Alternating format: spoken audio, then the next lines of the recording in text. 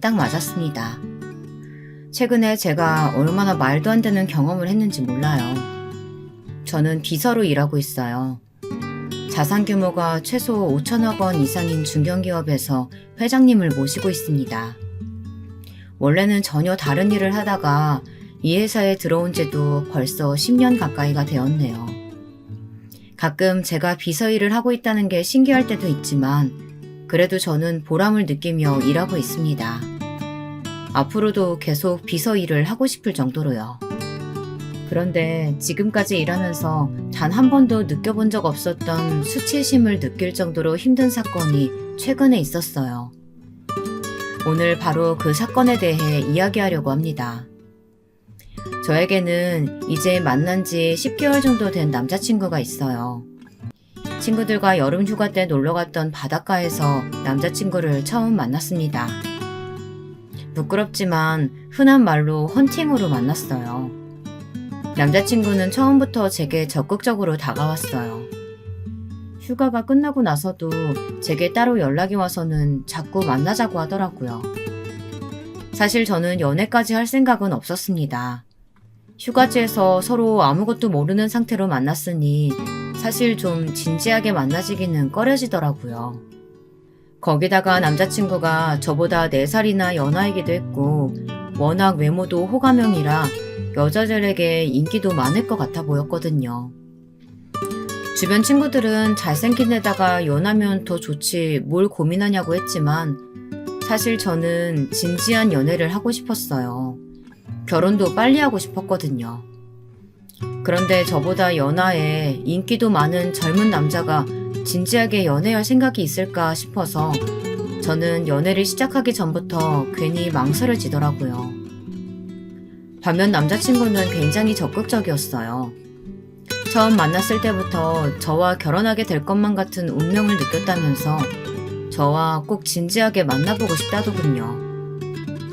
제 직업이 비서라는 얘기에 평소 정장 입은 여자가 이상형이었다면서 너무 멋있다고 만날 때마다 저를 추켜 세웠어요. 결국 저는 달콤한 말에 홀라당 넘어가고 말았습니다. 어느새 4살이나 어린 남자와 연인 사이가 되어버렸죠. 연애하기 전에는 몰랐는데 연애를 시작하고 나니 남자친구가 경제적으로도 좀 여유가 있나 보더라고요. 작은 사업을 하고 있다고 하긴 했었는데 데이트할 때 보니 차도 외제차에 씀씀이도 또래보다 컸어요. 평소 명품도 고민 없이 턱턱 사고 제게 선물도 자주 사주더라고요. 제가 부담스러울 정도로 고가의 가방이나 구두도 만날 때마다 사줬어요. 저는 아무래도 좀 부담이 돼서 이야기했습니다. 사업이 어느 정도 잘 되는지는 모르지만 앞으로 결혼도 하고 아이도 낳으려면 지금부터 돈을 좀 모아둬야 하지 않겠냐고요. 그런데 제 말에 남자친구는 자신감이 넘쳐서 오히려 제게 아무 걱정하지 말라고 하더라고요. 자기는 든든한 아버지가 계시다고요. 사실 허세 부리는 것 같아 보일까봐 내가 자기한테 말은 안 했는데 우리 아버지가 건물주야. 요즘 건물주 시아버지가 최고인 거 자기도 알지? 남자친구가 30도 안 된 나이에 사업까지 하고 돈도 잘 쓰는 게 아버지께서 재력이 좀 있으신가 보더라고요. 그거 믿고 저렇게 자신감이 넘쳤던 거였어요. 저는 그런 점이 걱정이 되면서도 한편으로는 남자친구의 해맑음이 부럽기도 했어요.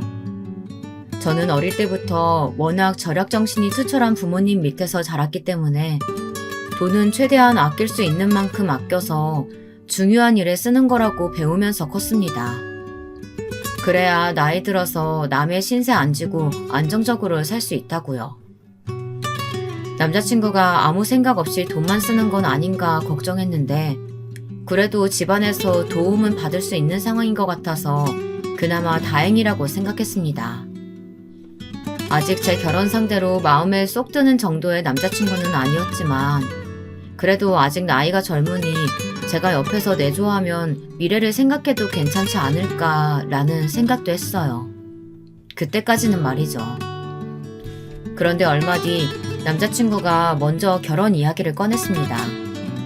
남자친구는 하루라도 빨리 저와 결혼해서 화목한 가정을 꾸리고 싶다고 했어요. 저는 사실 아직 확신이 없어서 남자친구의 말을 농담처럼 웃어넘겼어요. 아직 그러기엔 남자친구 나이가 너무 젊지 않냐고 둘러대면서요. 그러던 어느 날이었습니다. 제게 믿을 수 없는 일이 벌어졌어요. 사실은 남자친구가 프로포즈를 준비했더라고요. 여자에게 프로포즈란 게 얼마나 특별하고 로맨틱한 건지 여러분도 다들 아시죠? 인생에 딱 한 번뿐이잖아요. 남자친구가 불러서 차에서 내려보니 친구들과 결혼해줄래? 라고 적힌 현수막을 들고 트렁크에 꽃다발에 반지까지 준비되어 있었습니다.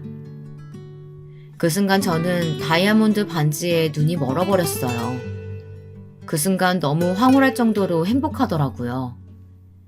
거기다가 남자친구의 친구들까지 우르르 함께였으니 분위기에 휩쓸려 바로 그 자리에서 프로포즈를 승낙해버리고 말았습니다. 얼마 뒤 제가 남자친구에게 프로포즈 받았다는 이야기를 저희 언니에게만 살짝 했습니다. 언니는 제가 남자친구와 연애하는 동안 고민이 있을 때마다 상담해줬었거든요. 그러자 언니는 만난 지 얼마나 됐다고 벌써 결혼을 하냐며 조금 더 신중하게 생각하라고 했어요. 결혼을 하는 게 급하게 해서 좋을 게 없다면서요. 사실 저희 언니가 얼마 전에 이혼했어요. 결혼 3년 만에 형부가 바람을 피운 걸 알게 됐거든요.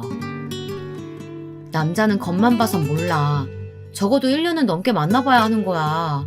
시부모님 되실 분들도 꼭 먼저 만나봐야 되는 거고. 너 언니 말 새겨들어. 결혼은 현실이다. 언니는 결혼에 굉장히 부정적이었습니다. 원래도 제게 결혼은 미친 짓이라고 절대 하지 말라고 매일 입버릇처럼 이야기했거든요. 몇 년씩 연애하고 결혼해도 절대 모르는 게 사람 속이라면서 제게 신중하게 생각하라고 당부했습니다. 언니 말을 듣다 보니 제가 너무 결혼에 대해 쉽게 생각했나 싶었어요. 그러던 중 남자친구가 자신의 어머님에게 여자친구가 있다고 결혼하고 싶다고 말씀드렸더니 남자친구의 어머니께서 여자친구가 어떤 사람인지 궁금하다고 한번 놀러오라고 하셨다네요. 저는 벌써 남자친구의 부모님을 만나는 게 좀 어색했지만 그래도 이 기회에 예비 시부모님을 미리 만나보는 것도 좋을 것 같아서 그러겠다고 했습니다. 남자친구네 집은 제가 생각했던 것보다 훨씬 더 부자였어요. 집값 비싸기로 유명한 한남동에 2층짜리 전원주택이더라고요. 집 안에 들어갔더니 주방에서 일하시는 분들도 계셨어요. 그것도 한 분만이 아니라 적어도 3분은 넘게 계신 것 같더라고요. 엄마는 빨리 오라고 성하더니 또 어딜 나간 거야. 자기야, 그럼 우리 아버지한테 먼저 인사드리자. 아버지는 방에 계셔. 남자친구 어머니께서는 잠깐 외출하셨다가 들어오는 중이시라고 하더라고요. 저는 오히려 긴장이 좀 풀리는 것 같았어요. 사실 어른들을 만나뵐 생각에 티는 안 냈지만 많이 긴장했거든요. 남자친구는 아버지께 인사드리자고 하더니 저를 데리고 1층 가장 안쪽에 있는 방으로 데려갔습니다. 집이 넓고 고급스러운 게 정말 좋아 보이기는 하더군요. 노크하고 방문을 열고 들어갔을 때 남자친구 앞이라 티를 낼 수는 없었지만 사실 놀랐어요. 커다란 방 안에는 병실에서나 볼 법한 침대가 가운데에 떡하니 있었거든요. 그리고 연세가 많으신 할아버지께서 누워 계셨죠. 남자친구 말로는 분명 아버지께 인사드리러 가자고 했는데 언뜻 보아도 80세는 훌쩍 넘어 보이셨어요. 아직 30도 안 된 남자친구의 아버지가 어떻게 저렇게 연세가 많을 수 있을까 싶었죠. 그런데 곧바로 제 궁금증이 풀렸습니다. 침대에 누워 계신 분은 남자친구의 친아버지가 아니라네요. 놀랐지. 사실 우리 친아버지는 나 어릴 때 엄마랑 헤어지셨어.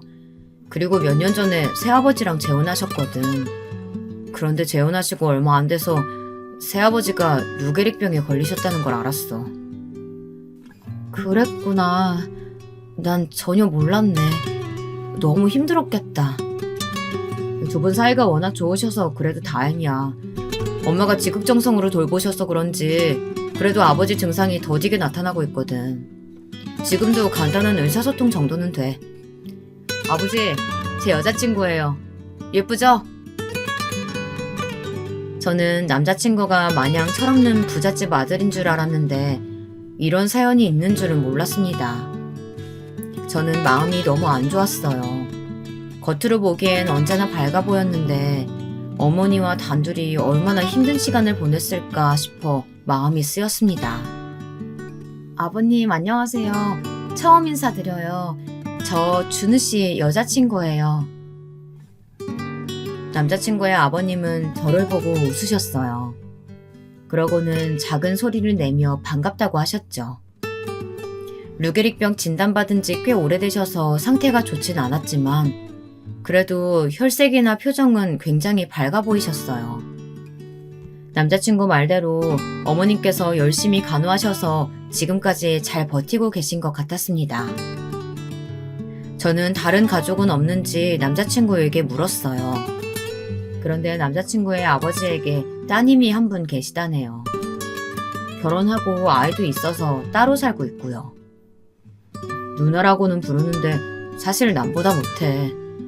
누나는 나랑 엄마를 못 잡아먹어서 안달이거든. 어머님이 아버님 돌보시느라 고생하시는데 잘해드리지는 못할 망정 왜 못 잡아먹어서 안달이야? 두 분 다 나이가 많으신 상태로 만나서 재혼하신 거니까 우리 엄마가 아버지 돈만 보고 이 집에 들어왔다고 생각하거든. 남자친구 이야기만 들었을 때는 남자친구와 남자친구의 어머니가 너무 안 됐다는 생각만 들었어요. 새아버지와 함께 행복하게 사시려고 재혼하신 걸 텐데 아버지는 저렇게 침대에만 누워 계시고 딸은 혹여나 재산이라도 가로챌까 싶어 의심만 한다니 얼마나 속상하실까 싶어서요. 그때 집에 돌아오신 남자친구 어머님을 뵙자마자 저는 너무 놀랐습니다. 선입견 가질 필요는 없지만 그래도 제가 생각했던 어머니의 모습과는 너무 달랐거든요.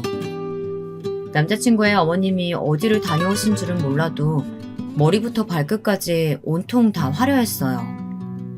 어깨까지 오는 붉은 머리에 커다란 선글라스를 머리에 끼고 화려한 보석 목걸이와 귀걸이를 치렁치렁 하셨더라고요. 의상은 말할 것도 없이 화려함의 극치였죠. 그리고 가장 중요한 건 어머님께서 굉장히 젊어 보이셨다는 거예요.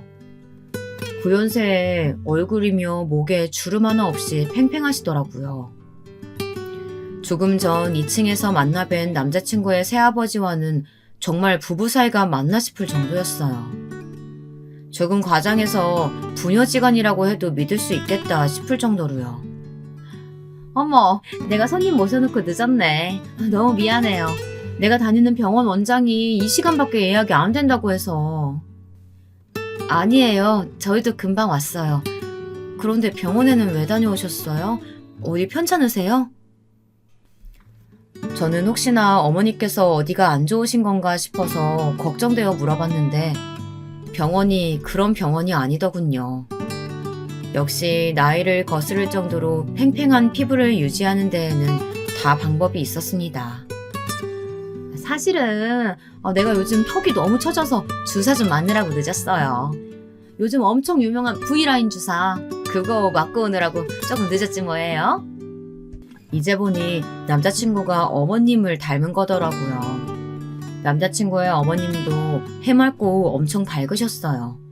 애교도 많아 보이시더라고요. 저는 그때까지만 해도 남자친구 어머니께서 아버지를 돌보시느라 힘드셔서 본인을 꾸미고 가꾸는 데 투자하시나 보다 생각했습니다. 그런데 이야기를 나누면 나눌수록 조금 혼란스러웠어요. 제가 생각했던 분이 아닌 것 같아서요. 아줌마, 집에 손님 왔는데 어쩜 아무것도 안 내놨어요? 도대체 뭘 뜨라는 거야? 내가 둘째 마누라라고 무시하지 말라고 했죠? 빨리 먹을 것도 좀 내와요. 어머니, 아까 커피 마셨어요. 저희가 위층에 올라가고 아버님 뵙는 동안에 다 치우셨나 봐요. 어머, 아가씨는 뭘 또 집안이라는 사람들을 걱정하고 그래. 아, 비서라더니 남의 밑에서 일하는 사람들 보면 막 감정이입되고 그러나 보다. 동질감 느껴져서. 남자친구 어머님의 말투는 참 묘했습니다. 되게 말을 놓으시는 것도 굉장히 불편하게 느껴졌는데 저를 대하는 방식도 특이했습니다. 분명 남자친구가 제게 프로포즈했다는 이야기를 어머니한테 했다고 했어요.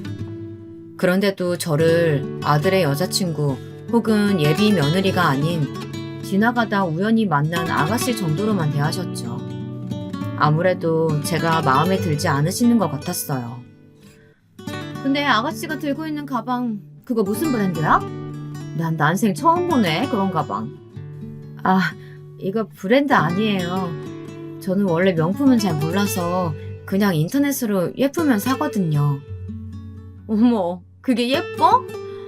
젊은 사람이 취향이 참 특이하네. 엄마, 우리 자기는 엄마랑 나랑 달라. 국민도 알지? 우리 자기 거기 나왔다니까? 완전 배운 여자야. 아, 그래? 그렇게 좋은 대학까지 나오신 분이 왜 남의 밑에서 시중이나 듣는 일을 할까? 어머니, 사실 그게...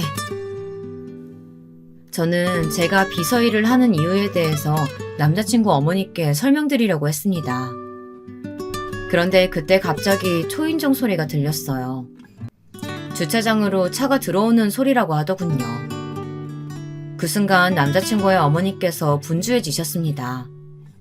뭐가 그렇게 급한지 갑자기 방으로 들어가셨어요. 저는 무슨 일인가 싶어 남자친구를 바라봤는데 남자친구는 익숙하다는 듯 고개를 절레절레 흔들기만 하더라고요.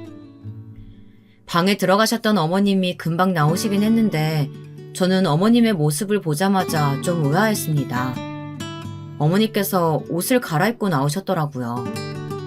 조금 전 방에 들어가셨던 어머님이 맞나 싶을 정도로 허름하고 낡은 옷으로 말이죠. 그때까지만 해도 저는 무슨 상황인지 이해가 되지 않았어요. 제게 브랜드 가방이 어쩌고 저쩌고 하시더니만 저런 시장에서나 살 법한 옷들이 어디서 났나 싶었죠. 잠시 뒤 남자친구의 누님이 등장하고 나니 대충 어떤 상황인지 알겠더군요. 남자친구의 어머니께서는 딸 앞에서 소박하고 평범한 엄마의 모습으로 보이고 싶으셨나 봐요.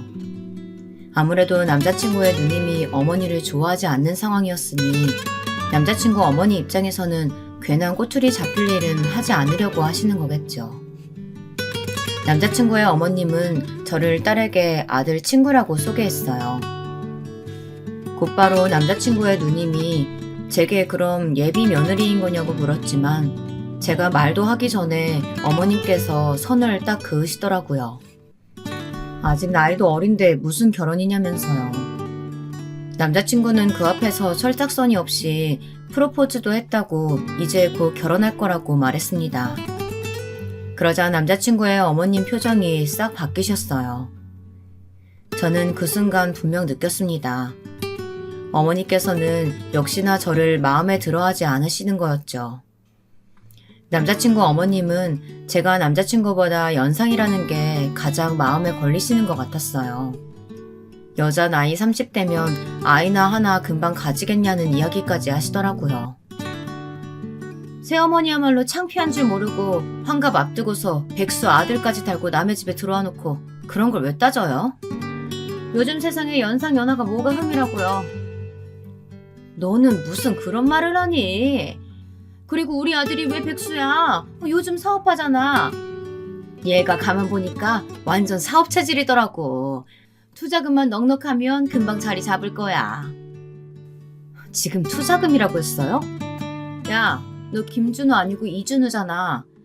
너는 돈 때문에 아직 멀쩡히 살아계신 친아버지를 버리냐? 혹여나 정신없는 우리 아버지 옆에서 알짱거리면서 내 재산에 손댈 생각은 꿈도 꾸지 마라. 네 어머니 단속도 좀 잘하고.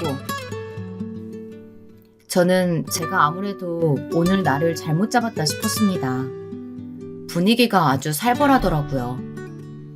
막장 드라마에서나 흔하게 나오는 장면인 줄 알았는데 가족끼리 재산 문제로 신경전을 벌이는 모습을 직접 제 눈으로 보게 될 줄은 몰랐어요. 아무리 그래도 제 눈에는 남자친구 누님이 너무하시는 것 같았어요. 제 남자친구가 돈을 달라고 조른 것도 아니고 딱히 잘못한 게 있는 것도 아닌데 뭘 저렇게까지 기를 죽이고 구박까지 하는지 이해가 되질 않았죠. 저는 남자친구가 안쓰러워서 혼났습니다. 아직 남의 집 일인데 제가 나설 수도 없는 노릇이고 말이죠. 남자친구 말이 처음부터 누님은 재혼을 반대했답니다. 남자친구 어머니께서 다 늙은 할아버지랑 재혼하려는 자체가 재산 빼앗으려고 하는 거라면서요. 그래서 재혼 전에 이미 이 집 명의를 누나 앞으로 돌렸대요. 그렇게 해주지 않으면 절대 재혼 허락 안 하겠다고 해서요.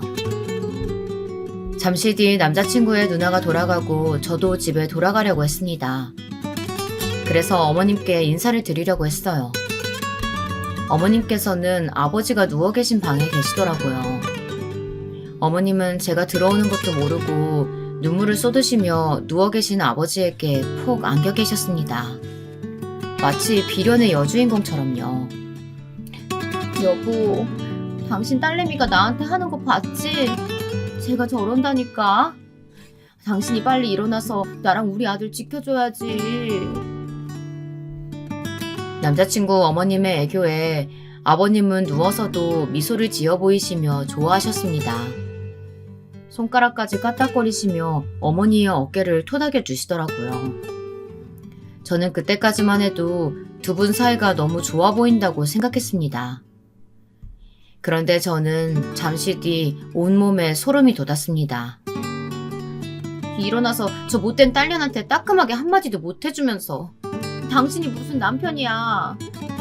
그러니까 그때 말한 그 건물은 꼭 우리 아들 앞으로 해줘야 돼. 알았지? 나랑 약속해. 응? 정말 어머님의 말귀를 다 알아듣기는 들으신 건지 남자친구의 아버지께서는 고개를 끄덕이셨습니다. 그러자 어머님은 눈물을 쓱 닦으시더니 아버지의 이마에 쪽 입을 맞추셨어요.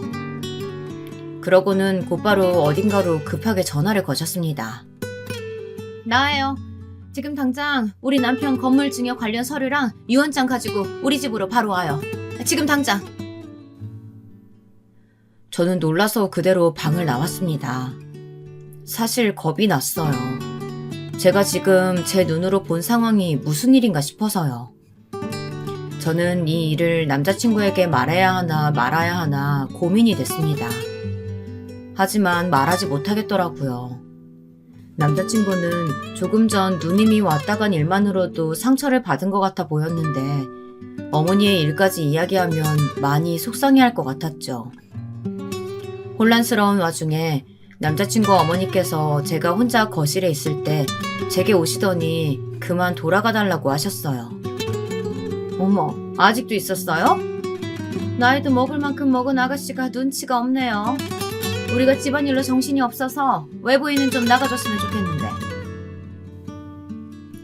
저는 말문이 막힌 채로 남자친구 어머니에게 꾸벅 인사를 드리고 집을 나왔습니다. 남자친구에게는 먼저 집에 간다고 메시지만 보냈어요. 제가 말도 안 하고 가버린 걸 알면 서운해할 것 같아서요. 그런데 이게 웬일일까요? 그날 저녁 남자친구에게 전화가 와서 나가보니 편의점에서 혼자 술을 먹으며 펑펑 울고 있더라고요. 저는 무슨 일인지 물었습니다. 몇 시간 전 제가 돌아간 이후에도 무슨 일이 있었나 보더라고요. 남자친구 말이 누님에게 전화가 왔는데 전화를 받자마자 자신에게 욕을 퍼부었답니다. 내가 네 엄마 단속 잘하라고 했지? 이 집안에 너희 모자지간 편은 아무도 없어. 네 엄마한테 똑똑히 전해. 우리 아빠 변호사가 건물 증여 서류 가지고 너희 엄마한테 갈 일은 절대 없다고. 남자친구의 누님은 건물에 건자도 가질 생각하지 말라면서 한 번만 더 아버지 재산에 욕심내면 지금 당장 집을 팔아버리고 아버님을 요양원에 보내버리겠다고 했대요. 그렇게 되어버리면 남자친구는 어머님과 함께 집도 절도 없는 신세가 된다면서 서러워했습니다. 자신은 누나와 아버지와 진짜 가족처럼 잘 지내고 싶은데 어디서부터 어떻게 잘못된 건지 모르겠다네요. 그러면서 저와 함께 만들어갈 가족은 행복하고 안정적인 가정이었으면 좋겠다면서 저를 꼭 안아주었습니다.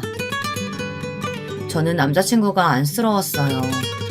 어릴 때 아버지와 헤어지고 나서 줄곧 어머니와 단둘이서만 지내다가 이제야 가족이 생겨 좋았을 텐데 그런 가족에게 인정받지 못하고 있으니 속상할 만하다고 생각했죠. 저는 제가 그런 가족이 되어줘야겠다고 마음먹었습니다. 물론 제가 남자친구와 가족이 되면 남자친구 어머니와도 가족이 돼야 한다는 점을 제가 감수해야겠지만 그때까지만 해도 노력하면 할 수 있을 거라고 생각했어요. 그만큼 저도 남자친구와 화목한 가정을 꿈꿨으니까요. 명절 연휴에 남자친구가 둘이 여행을 가자고 했어요. 친구가 여자친구와 가려고 호텔 예약을 해뒀는데 일이 생겨 못 가게 됐다고 해서 남자친구가 양도를 받았다네요. 저희 부모님은 명절 때 항상 두 분이 여행을 가시기 때문에 저는 상관없었지만 남자친구는 그래도 아버지께서 몸도 안 좋으시고 하니 가족들과 함께 보내야 하는 거 아닌가 걱정이 돼서 물었습니다. 그런데 남자친구는 괜찮다고 하더라고요. 앞으로 결혼하게 되면 명절에 여행 가기 어려울 수도 있으니 지금 아니면 언제 가보겠냐면서 이번엔 꼭 둘이 가고 싶다고 보채더라고요. 그렇게 저희는 여행을 갔습니다. 남자친구가 말한 호텔은 생각보다 너무 좋았어요. 비용도 비용이었지만 알고 보니 시즌에는 예약하기도 힘든 호텔이더라고요. 그런데 체크인을 하다 보니 예약자 이름이 누가 봐도 여자 이름이었습니다. 남자친구 말이 친구 여자친구 이름이라고 하더라고요. 저는 그러려니 했습니다. 여행은 즐겁게 잘 다녀왔어요. 그런데 여행을 마치고 집에 올라오는 길에 남자친구가 어머니와 통화를 하더라고요. 그런데 어머니께서 얼마나 소리를 지르시는지 목소리가 핸드폰 밖 제 귀에까지 다 들렸어요. 너 어디야? 명색이 장남이라는 놈이 명절인데 집에도 안 들어오고 어디를 그렇게 싸돌아다니는 거야? 나 우리 자기랑 여행 갔다가 지금 집에 올라가는 길인데 무슨 일 있어? 여행? 아무리 시대가 변했어도 그렇지 걔는 결혼도 전에 어떻게 남자랑 여행을 다니고 그런다니? 걔 부모는 딸내미가 그러고 다니는 거 아니? 엄마는 무슨 어울리지도 않게 그런 고루한 얘기를 해요. 어차피 나랑 우리 자기는 결혼할 사이라 그런 걱정 안 해도 돼요. 안 그래도 남자친구 어머니께서는 저를 마땅치 않아 하시는데 이번 일로 더 미움받는 건 아닌지 걱정이 됐습니다. 그래서 저는 명절이기도 하니 가는 길에 맛있는 거라도 사서 남자친구네 집에 인사라도 드리러 가자고 했습니다. 남자친구는 좋아하더라고요. 제게 역시 현명하다면서 손가락까지 축혀 올렸습니다. 저는 남자친구가 좋아하는 모습을 보니 좋았어요. 지금아 생각해보면 제가 참 순진했죠. 제가 조금 더 노력하면 남자친구와 화목한 가정을 꾸리는데 한 발 더 다가가는 거라고 생각했습니다. 그런데 그게 생각처럼 쉽지 않더군요. 제 남자친구의 어머니는 생각보다 훨씬 더 이상한 분이셨어요. 겪으면 겪을수록 제가 절대 넘을 수 없는 높은 산처럼 느껴졌습니다. 제가 집에 온 게 달갑지 않으신지 남자친구와 함께 들어온 저를 보자마자 인상을 구기셨어요. 저는 한번 꾹 참았습니다. 아들이 말도 없이 명절에 여자친구와 여행을 갔으니 그러실 수도 있겠다 싶어서요. 어머니께서 단 거 좋아하신다고 해서 제가 좋아하는 빵집에서 사온 케이크인데요. 한번 드셔보세요.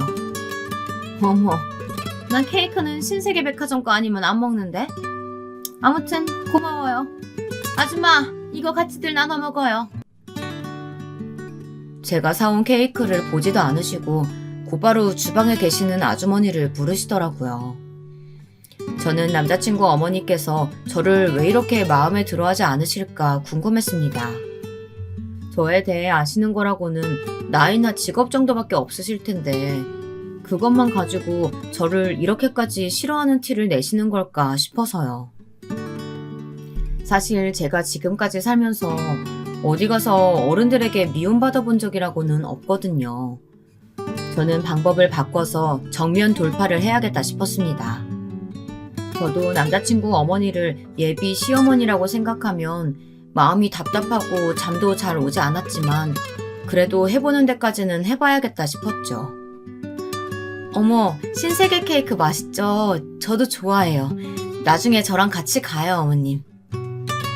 듣기로는 20대 초반부터 비서 일만 했다던데 그래도 직급이 있어서 월급은 좀 받나 보네요? 월급쟁이가 그런 비싼 케이크도 사먹는 걸 보면. 계속 듣다 보니 슬슬 남자친구 어머님의 이상한 말투도 적응이 되는 것 같았습니다. 존댓말과 반말을 이상하게 섞어 쓰는 희한한 말투 말이죠. 어머니, 작은 회사는 몰라도 기업에서는 비서실 파워가 되게 막강해요.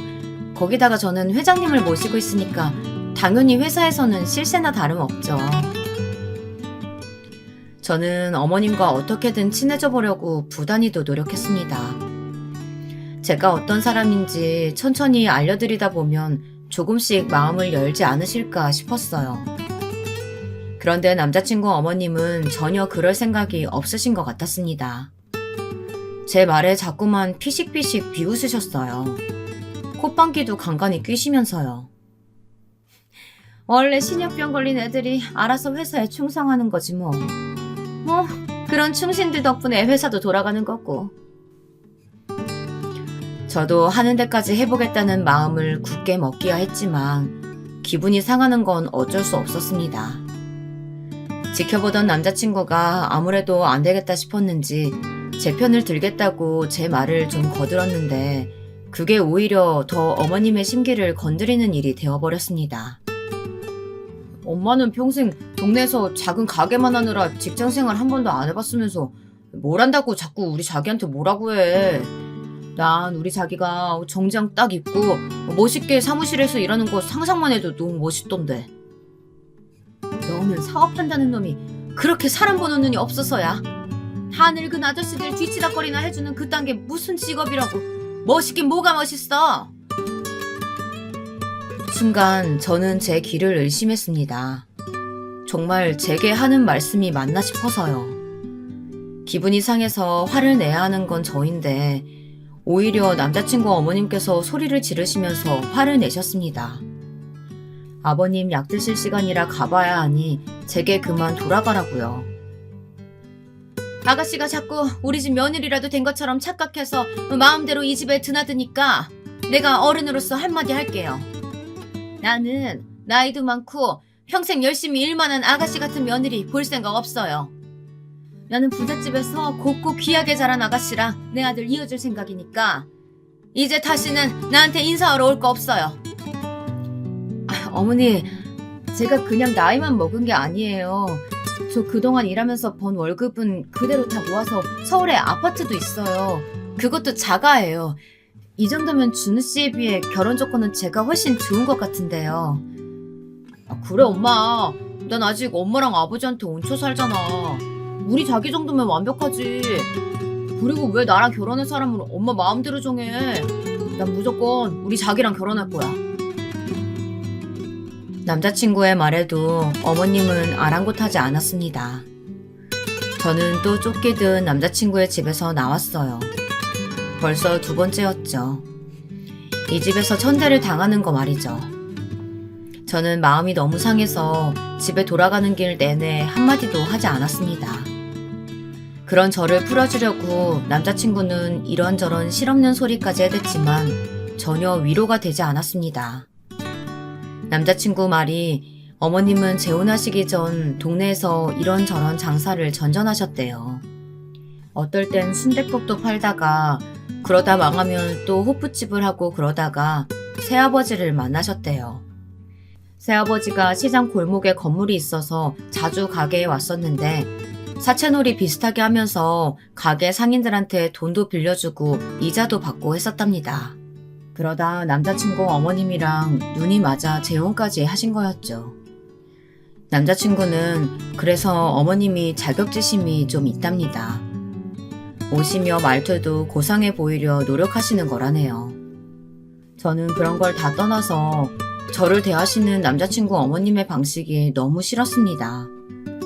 아무리 남자친구가 좋아도 이런 대우를 받으면서 살 수는 없었어요.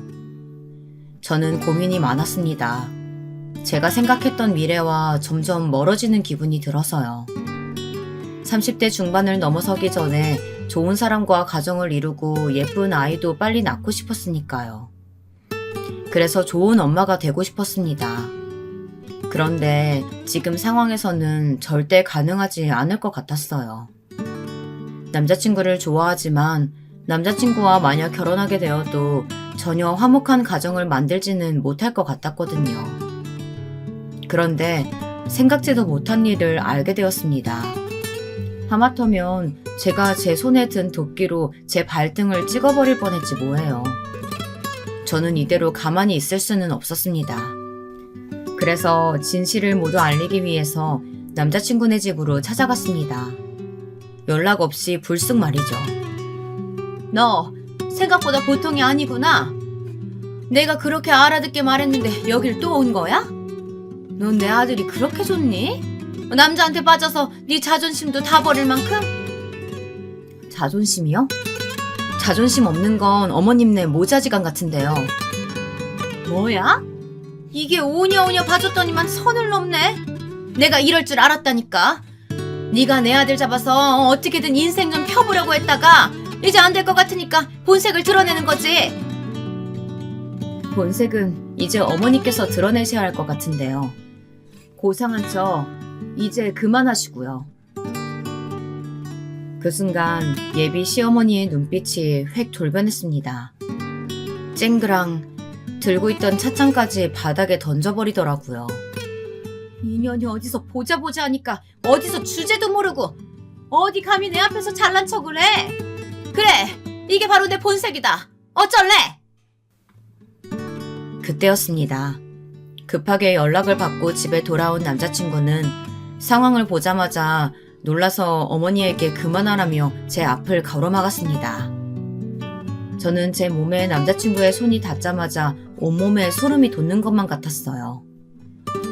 엄마, 이게 무슨 짓이야? 우리 자기 많이 아팠지? 저는 제 얼굴을 쓰다듬는 남자친구의 손을 강하게 뿌리쳤습니다. 그리고 제게 더 이상 자기라고 부르지 말라고 소리를 버럭 질렀어요. 그 순간 제게 성큼 다가온 예비 시어머니가 갑자기 제 뺨을 세게 때렸어요. 짝 소리가 온 집안에 울릴 정도로요. 어쭈 이년 봐라. 내가 너 이럴 줄 알았어. 내 아들이 뭐가 모자라서 니년처럼 나이도 많고 커피 타는 천한 여자애랑 결혼을 하니? 난 절대 너 같은 며느리 볼 생각 없다. 예비 시어머니의 몰상식한 행동에 결국 저는 터져버리고 말았습니다. 오늘의 하이라이트는 조금 더 아껴두려고 했는데 안 되겠더군요. 지금 말 다 했어요? 그래, 말 다 했다. 그러니까 말귀 다 알아들었으면 우리 집에서 그만 썩 꺼져. 너 같은 건 길거리에 나가면 널리고 널렸어. 원래도 제정신 아닌 집구석인 거야 알고 있었지만 이 정도일 줄은 몰랐네. 예비 시어머니는 제 말에 눈을 번쩍 뜨고는 또 제 뺨이라도 내리치려고 하는지 다시 달려들었습니다. 한 대야 어쩌다 맞아줬다고 해도 두 대는 맞아줄 수 없었죠. 더군다나 이런 말도 안 되는 꽃뱀한테 말입니다. 저는 제 얼굴로 날아오는 예비 시어머니의 손을 낚아챘어요. 소시적 유명한 꽃뱀이라길래 돈 냄새는 기가 막히게 맡겠다 싶었는데 이제 감이 아예 떨어졌나 봐요? 나더러 커피나 타는 천한년이라고요? 웃기시네. 내가 모신다는 우리 회사 회장님이 바로 우리 친아빠예요. 제 말에 예비 시어머니도 남자친구도 얼마나 놀랐는지 한참을 멍하니 있더군요. 그럴만도 했습니다.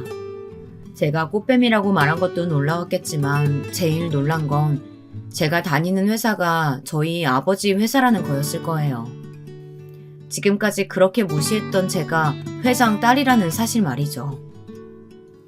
자기야, 그게 무슨 말이야? 설마 지금까지 나 속인 거야? 속이긴 내가 뭘 속여. 굳이 내가 우리 아버지 회사 일까지 너한테 이야기해야 돼? 아무리 그래도 어떻게 그런 걸 얘기 안 할 수가 있어. 설마 날 못 믿은 거야? 내가 자기가 돈 많은 집 딸인 거 알면 어떻게 할까봐? 왜? 이제 와 생각하니 아쉬워? 이럴 줄 알았으면 그 돈 많은 유부녀 비위 맞춰가면서 힘들게 빨대 꽂을 필요 없었는데. 뭔 소리야? 유부녀라니. 남자친구는 순간 말까지 더듬으며 당황했습니다. 제가 평생 모를 줄 알았나 보더라고요. 이게 도대체 무슨 막장 전개냐고요. 제 남자친구는 제가 알던 사람이 아니었습니다. 저를 사랑한다는 달콤한 말로 현혹하면서 뒤로는 더러운 짓을 일삼고 있었어요. 물론 저도 남자친구에게 말하지 않은 게 한 가지 있기는 했습니다. 제가 지금까지 10년 넘게 비서로 일한 회사는 아버지 회사였어요. 저는 아버지의 비서로 근무했습니다. 사실 저희 아버지께서 심장 수술을 2번이나 받으셨어요. 선천성 심장 기형으로 희귀한 병이라서 어린 시절부터 제대로 달리기 한번 해보신 적이 없는 분이셨죠. 수술을 2번이나 받으시면서 많이 좋아지셨지만 그래도 매일 드셔야 하는 약도 있고 수시로 건강 체크가 필요한 분이세요. 어릴 적 어머니를 따라 병원에서 보낸 시간이 많았는데 저는 그렇게 간호사 선생님들이 멋있어 보이더라고요. 그래서 저는 명문대 간호과에 힘들게 들어갔습니다. 졸업하고 아주 잠깐 병원에서 근무하다가 아버지의 부탁으로 회사에 들어왔습니다. 당시에 아버지의 건강 상태가 좋지 않으셨거든요. 그래서 남자친구와 남자친구 어머니가 대단하다고 생각했어요. 아무리 좋아서 재혼하셨다지만 재혼하자마자 루게릭병 판정을 받으신 건데 곁에서 평생 돌보기로 하셨다는 게 쉽지 않은 결정이라는 걸 저는 잘 알고 있었거든요. 저는 아버지의 친딸인데도 사실 비서 일을 시작하기 전에 많이 고민했었어요. 아버지를 위해 제 꿈까지 접어야 한다는 게 속상했었거든요. 아버지께서는 평생 큰 회사를 운영해 오시다 보니 책임감이 엄청나셨어요. 아버지가 돌아가시기라도 하면 회사에는 큰 타격이 있으니까요. 제가 곁에서 살뜰히 보살펴 준다면 아버지는 병도 이겨내고 버틸 수 있을 것 같다고 하셨습니다. 그 말까지 듣고 어떻게 거절할 수 있었겠어요. 저는 다행히도 일이 적성에 맞았습니다. 일하는 내내 좋았어요. 시간이 갈수록 제가 배운 기술로 가장 사랑하는 가족을 돌보며 할아버지 때부터 대대로 이어오신 회사에 이바지할 수 있어서 뿌듯했습니다. 그런데 그런 일을 자기 멋대로 조롱하고 비우는 것도 모자라서 저를 자신과 똑같은 사람으로 치부해버리다니 정말 화가 났습니다. 사실 저도 남자친구에게 이야기할 생각이었어요. 아버지가 운영하는 회사에서 일하고 있다고요. 그런데 그맘때쯤 제 남자친구가 좀 이상하다고 느껴졌어요. 여행 다녀오고 난 지 얼마 되지 않았을 때였습니다. 남자친구가 잠깐 화장실에 간 사이 저는 차에서 남자친구를 기다리고 있었어요. 그런데 제 발 아래에 뭐가 있는지 자꾸만 걸리적거리더라고요. 저는 몸을 숙여 의자 아래를 확인했습니다. 조수석 아래에 웬 여자 립스틱이 떨어져 있더군요. 분명 제 거는 아니었어요. 굉장히 비싼 브랜드의 립스틱이었거든요. 그리고 결정적으로 그 립스틱에는 이름이 각인되어 있었어요. 바로 호텔에서 보았던 예약자 이름과 같았습니다. 저는 모르는 척 그 립스틱에 대해 며칠 뒤 남자친구에게 물었어요. 그냥 조수석 바닥에 떨어져 있길래 조수석 앞 서랍에 넣어뒀다고요. 그런데 남자친구는 아무렇지 않게 어머니 거라고 하더군요. 너무 자연스럽게 말하길래 하마터면 저도 깜빡 속을 뻔했습니다. 당연히 그 이름은 어머니의 이름이 아니었죠. 저는 그날 이후 남자친구와 만나는 동안 내내 남자친구를 의심하지 않을 수가 없었습니다. 거짓말을 한다는 건 제게 숨기는 게 분명 있다는 거니까요. 분명 확인해봐야 한다고 생각했습니다. 저는 남자친구와 결혼까지 생각했으니까요. 저는 남자친구의 핸드폰을 몰래 훔쳐봤습니다. 그러면 안 되는 건 저도 잘 알지만 이건 제 인생이 달린 문제였으니까요. 남자친구의 핸드폰에서 제가 립스틱에서 봤던 이름과 호텔 예약자였던 여자의 이름을 찾았습니다. 저는 여자 연락처만 알아낼 생각이었어요. 그런데 남자친구는 참 허술하더군요. 그 여자와 셀 수도 없이 많은 연락을 주고받은 내용이 고스란히 남아있었어요. 5천, 딱 5천만 구해주면 된다니까? 누나, 나 못 믿어? 이거 다 사업 자금이잖아. 우리 사업 잘해보려고. 남편이 자꾸 의심해. 5천이면 모를 리가 없잖아. 우선 1,000만 원만 먼저 보내고 나머지는 상황 보고 연락할게. 사랑해. 저는 메시지 내용을 확인한 순간 눈물이 왈칵 나올 정도로 너무 힘들었습니다. 제가 왜 지금까지 몰랐을까요? 이렇게 대놓고 그 여자와 매일 통화를 하고 메시지를 주고받고 있었는데 말이죠. 남자친구는 내연녀에게 계속해서 돈을 달라고 요구하고 있었어요. 명목은 항상 사업 자금이라고 했지만 다 생활비로 쓴 것 같았어요. 제가 바보였습니다. 남자친구 말을 고지고대로 믿었어요. 사업도 잘 되고 있고 새아버지께서 생활비도 넉넉히 주신다고 하니 당연히 그런 줄 알고 깜빡 속고 있었어요. 알고 보니 남자친구는 돈 많은 유부녀에게 저와의 데이트 비용까지 받고 있었던 거죠. 게다가 명절 때 갔던 호텔도 내연녀가 남자친구와 가려고 예약해둔 거였는데 아무래도 가정이 있는 여자이다 보니 쉽지 않았나 보더라고요. 남자친구는 그 호텔에 저를 데리고 간 거였고요. 저는 너무 수치스럽고 소름이 끼쳤습니다. 지난 1년 동안 제가 뭘 했나 싶더군요. 남자친구 생각은 도대체 뭐였을까요? 이 유부녀를 계속 만나면서 정말 저와 결혼이라도 하려고 한 거였을까요? 제가 남자친구에게 속았다는 사실이 믿기 힘들었지만 이대로 있을 수만은 없었습니다. 정신을 바짝 차려야 했죠. 저는 눈물을 훔치고 남자친구가 오기 전에 재빨리 핸드폰에 화면을 저장했습니다. 남자친구가 나중에 발뺌할 것까지 생각해서 통화 내역, 그리고 주고받은 메시지까지 모두 다요.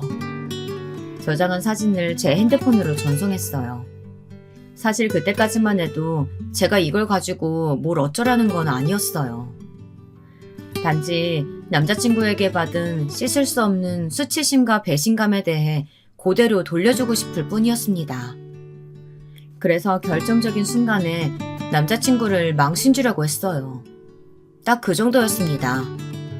그런데 이제는 그 정도 가지고는 성에 차질 않겠더라고요. 문제는 제 남자친구뿐이 아니었으니까요.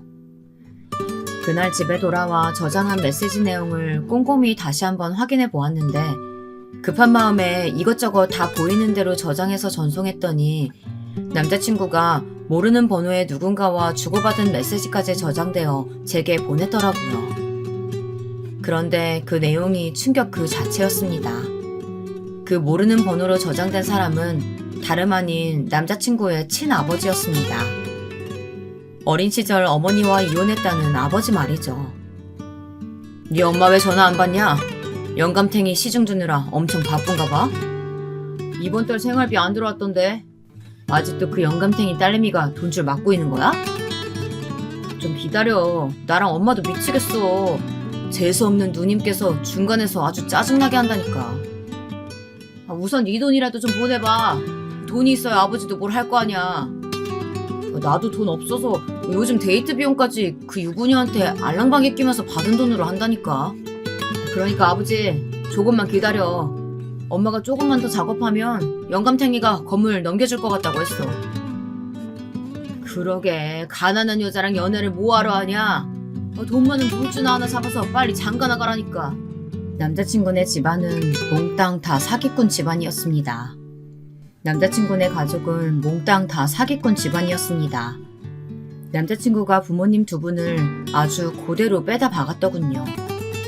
제가 지금까지 본 남자친구는 아주 앞뒤가 철저하게 다른 인간이었어요.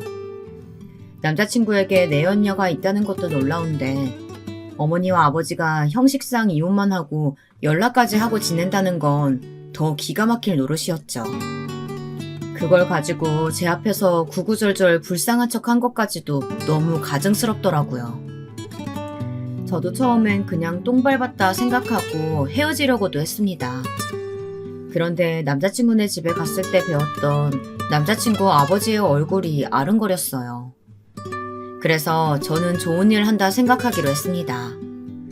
저야 미리 알았으니 다행이었지만 혹여나 그 꽃뱀 모자 때문에 다른 피해자가 생기는 꼴은 못 보겠더군요. 생각보다 일은 간단했습니다. 제 핸드폰에 저장된 사진과 메시지 내용을 모두 남자친구의 누나에게 보냈습니다. 그 연락 한 방에 모든 게 해결되더군요. 이제 바로 제가 준비한 이벤트를 보여줄 시간이었습니다. 아직도 제가 회장 딸이라는 사실에 놀라서 정신 못 차리고 있는 남자친구와 남자친구 어머니 앞에 드디어 남자친구 누님이 나타나셨습니다. 남자친구의 누님은 성큼성큼 다가가 어머니 얼굴에 웬 봉투를 던졌습니다. 누나, 이게 뭐 하는 짓이야? 우리 엄마가 얼마나 고생하는데 어디서 뭘 듣고 이래? 누나? 이 꽃뱀 아들 새끼 주제에 어디서 소름 끼치게 나더러 누나래? 그래, 하긴 네 말대로 고생은 고생이었겠더라. 두 집 살림하느라 아주 정신없었겠어. 남자친구는 누나가 던진 봉투를 열어 안에 든 내용을 확인했습니다. 사진이 우수수 떨어졌어요. 남자친구의 누님은 제가 보낸 메시지 내용을 보고 바로 어머니 뒤에 사람을 붙였더라고요. 어머님께서 이혼한 남편과 밥도 먹고 드라이브 하는 사진이 많이도 찍혔더라고요. 이 사진이 뭐? 이혼했어도 자식이 있는데 만나서 밥도 먹고 드라이브도 할 수 있지. 내가 뭐 죄졌어? 어머님은 오히려 적반하장으로 나왔어요. 단순히 이야기할 일이 있어서 만난 거라고 우기시더라고요. 그런데 그때 결정적인 사진 한 장을 남자친구 누나가 어머니의 얼굴에 던졌습니다. 요즘은 이혼한 부부끼리도 모텔도 가고 그러나 봐? 저도 일이 이 지경까지 될 줄은 몰랐는데 정말 가관이더군요. 아무리 세상이 막장이고 돈이면 뭐든 하는 인간들이 판치는 세상이라도 선은 언제나 승리하는 게 맞았어요. 그 순간 남자친구의 아버님 담당 변호사께서 아버님이 타신 휠체어를 밀고 거실로 나오셨어요. 갑작스러운 아버님의 등장에 다들 놀란 눈치였죠. 우리 여보가 오늘은 컨디션이 좋은가 보네. 오랜만에 휠체어도 타셨으니까 우리 산책이라도 갈까요? 그 와중에도 예비 시어머니께서는 휠체어 옆에 착 붙어서 아버님에게 애교를 부리더군요. 이런 상황에서도 참 대단하다 싶었습니다. 머리가 나쁜 거야? 아니면 눈치가 없는 거야? 내가 방금 던진 사진 못 봤어요? 설마 내가 이걸 보고도 가만히 있을 거라고 생각하는 거예요? 당연히 여기 오기 전에 아버지랑 변호사한테 먼저 보냈지. 뭐야? 벌써 보냈다고? 누나, 도대체 왜 이래? 나는 건물만 받으면 된다니까? 나머지는 누나가 다 가져. 건물? 웃기는 소리 하지 마. 우리가 호구로 보여? 어디서 사기꾼 주제에 남의 재산을 넘봐. 그리고 그 순간 변호사는 더 놀라운 이야기를 했습니다. 지금 방금 남자친구의 아버님께서 유언장 변경을 하셨다네요. 모든 재산은 다 딸 앞으로 증여할 생각이고 지금 당장 이 집에서 남자친구와 어머님은 나가라고 하셨어요. 저는 딱 거기까지만 보고 집을 나와버렸습니다. 남의 집 일이니 더는 제가 간섭할 일이 아닌 것 같았어요. 남자친구와 제 일은 나중에 정리하려고 했죠. 그런데 그때였습니다. 글쎄 남자친구와 남자친구 어머님이 집에서 달려나오더니 저를 쫓아오더라고요. 자기야 어디가? 나랑 같이 가야지. 어머 아가야 너도 참 성격이 급하구나. 우리 그때 신세계 가서 케이크 같이 먹기로 했었잖아. 우리 지금 가서 너희 결혼에 대해서 좀 자세히 얘기 좀 나눌까? 와, 저는 어이가 없어서 웃음이 절로 나왔습니다. 이렇게 태세전환이 빠른 꽃뱀 모자는 어디에도 없을 거예요. 이 집에서 쫓겨났으니 이제 어떻게든 저에게라도 붙어보려고 했나 봅니다. 자기야, 자기도 알잖아. 난 자기가 가난한 줄 알고도 사랑했어. 그래서 돈 많은 여자들 다 버리고 자기랑 결혼하려고 한 거라니까? 나 진심으로 자기 사랑해. 그러니까 제발 나 용서해주고 받아주라. 내가 자기한테 정말 잘할게. 이걸 어쩌나? 상황이 아직 끝이 아닌데. 어머, 저기 이제야 오시네. 여기에요. 제가 남자친구에게 준비한 마지막 복수가 이제야 도착했더군요. 지금 씩씩거리며 다가오는 남자는 바로 남자친구가 만나던 그 호구 내연녀의 남편이었습니다. 저는 호구 내연녀의 SNS를 찾아 그 여자의 남편에게 따로 연락을 했어요. 아내의 불륜 사실을 전하고 불륜 상대인 남자친구의 집 주소를 알려주면서 이 집에 오면 그 불륜남이 있을 거라고 알려줬어요. 그런데 아주 타이밍이 기가 막혔습니다. 그때 딱 마침 도착했더군요. 그날 이후 꽃뱀 모자는 어떻게 됐냐고요? 둘 다 소송에 걸려 잘못하면 형까지 살 수도 있다는 소식까지는 들었습니다. 알고 보니 그 유부녀가 남편의 회사 돈까지 손을 대 남자친구 사업 자금을 대줬더라고요. 그래서 그 유부녀와 남자친구는 횡령 혐의로 소송 중이었고 남자친구 어머님은 혼인 빙자 사기로 소송 중이라네요. 제 이런 막장 이야기를 혹여나 저희 부모님이 아시면 걱정하실까봐 누구에게도 말하지 않았지만 유일하게 제 사정을 다 알고 있는 언니는 제게 괜찮냐고 걱정했습니다. 하지만 사실 저는 생각보다 괜찮았습니다. 참 거지 같은 일에 휘말려 하마터면 인생 망할 뻔했지만 그래도 미리 알게 돼서 그 꽃뱀 모자와 인연을 끊었으니 말입니다. 자칫 잘못했으면 사기꾼인 줄도 모르고 결혼까지 했을지도 모르니 말이죠.